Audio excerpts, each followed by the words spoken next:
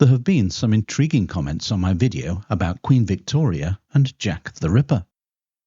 Several commenters took issue with my mentioning the rumour that in August 1888 Victoria had telephoned the Home Secretary Henry Matthews on learning of the first murder. As I stated, the rumour, and it is only a rumour, is non-specific as to whether the murder in question was that of Martha Tabram on the 7th of the month or that of Mary Nichols on the 31st. The statement elicited several comments that questioned the historical accuracy of what I'd said. One queried, would there have been a telephone available that could make such a call? Another was a bit more forthright. How did Victoria make a phone call? They didn't exist. WTF!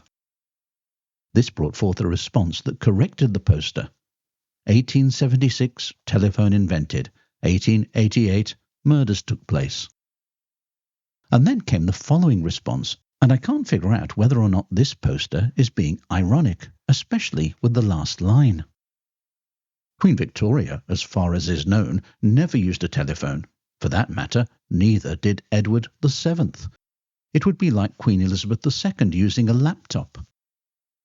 The reason I can't work out whether this was intended as irony is that a quick Google search for Elizabeth II using a laptop will bring up several images of her doing just that. Sadly, since I don't own the copyright on said images, I can't actually use them in this video, but my next-door neighbour, Gladys Bagshot, came galloping to the rescue. Well, actually it was more of a hobble, and kindly agreed to pose as Her Majesty using a laptop to give a general idea of how it would have looked. I wonder if the Queen ever Googled herself. Anyway, back to the subject of this video.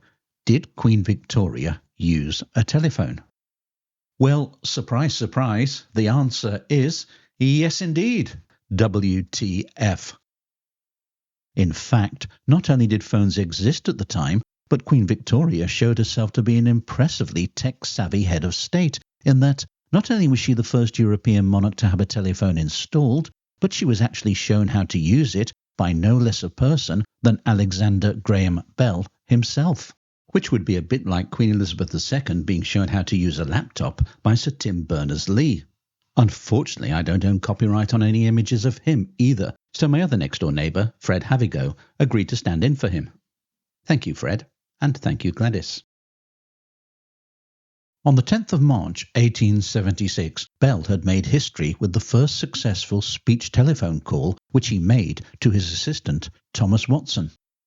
Now, admittedly, Watson was only in the next room, but when Bell shouted into the mouthpiece of his device, "Mr. Watson, come here.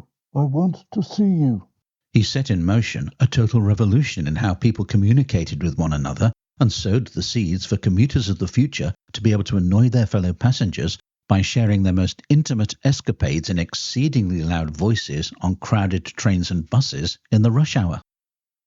Anyway, back to Alexander Graham Bell's pioneering first phone call, which, as it transpires, was only a one-way dialogue since, as Bell recalled in his journal, to my delight, he came and declared that he had heard and understood what I said. I asked him to repeat the words. He answered, "You said, 'Mr. Watson, come here. I want to see you.'" The two changed places, and Bell pressed his ear to the speaker as Watson read a few passages from a book into the mouthpiece. It was certainly the case that articulate sounds proceeded from the speaker, Bell detailed in his journal. The effect was loud, but indistinct and muffled. Over the next 20 or so months, Bell honed his new scientific wonder, and in late 1877 he arrived in London, where he demonstrated his apparatus for the electrical transmission of distinctly articulate sounds to great distances before various scientific bodies. The Illustrated London News provided readers with several helpful illustrations detailing how the new device worked and informing them that it was called the telephone. All who saw Bell's invention were suitably impressed by it, and it wasn't long before news of it reached the ears of the Queen, and in late December 1877, Sir Lyon Playfair, the Postmaster General, wrote to Alexander Graham Bell suggesting that Her Majesty might like to see your telephone in action.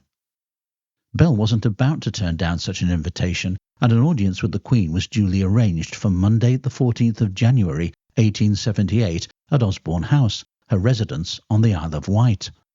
Bell and his team arrived well in advance in order to set up the equipment for the demonstration, and they duly connected two telephones, one in the council room of Osborne House and the other in Osborne Cottage, an overflow guest house on the estate. At 9:30 p.m. on the 14th of January, following the Queen's dinner, she and her entourage gathered in the council room, and Bell was ushered in. He began explaining the origin and development of his invention. The Queen listened intently, and then the demonstration began. The Daily News reported on what transpired in its edition of Wednesday the 16th of January. The telephone at Osborne House. By invitation, the telephone was exhibited to the Queen last Monday evening by Professor Bell and Colonel Reynolds, assisted by Mr. C. Woolston.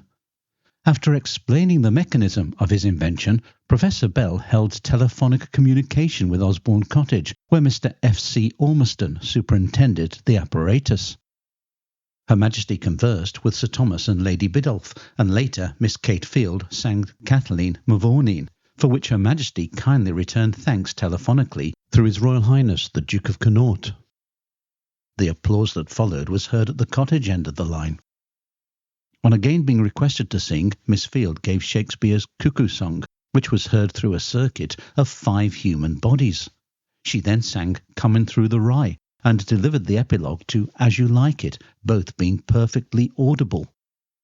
The next experiments were with cows, where Major Webber was in command.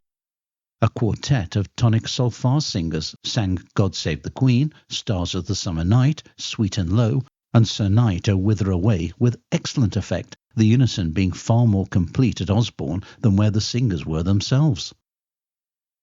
After His Royal Highness the Duke of Connaught had finished a long conversation with Major Webber, Mr. W. H. Preece of the Post Office talked from Southampton with Professor Bell and Colonel Reynolds. Bugle playing from the same town was delightful, but the music of an organ in London was less satisfactory. Uninterrupted conversation took place for 2 hours between Mr. Wilmot and Mr. Preece. Cheering and laughing in London were heard 80 miles away. Throughout the séance, Her Majesty and the royal family were exceedingly interested. I find it somewhat intriguing that the author of the article considered a telephone conversation to be akin to the supernatural, in that he referred to it as a séance. Victoria noted her impression of what she had witnessed in her journal. A Professor Bell explained the whole process, which is most extraordinary. It had been put in communication with Osborne Cottage, and we talked with Sir Thomas and Mary Biddulph, also heard some singing quite plainly. But it is rather faint, and one must hold the tube close to one's ear. However, the Queen was sufficiently impressed to get the head of her household, Sir Thomas Biddulph, to send a note of thanks to Bell. Sir, I hope you are aware of how much gratified and surprised the Queen was at the exhibition of the telephone here on Monday evening. Her Majesty desires to express her thanks to you and the ladies and gentlemen associated with you on the occasion. The Queen would like, if there is no reason against it, to purchase the 2 instruments which are still here with the wires, etc. attached. Perhaps you will be so kind as to let me know to whom the sum should be paid. Bell replied, Dear Sir, I feel highly honoured by the gratification expressed by Her Majesty and her desire to possess a set of telephones.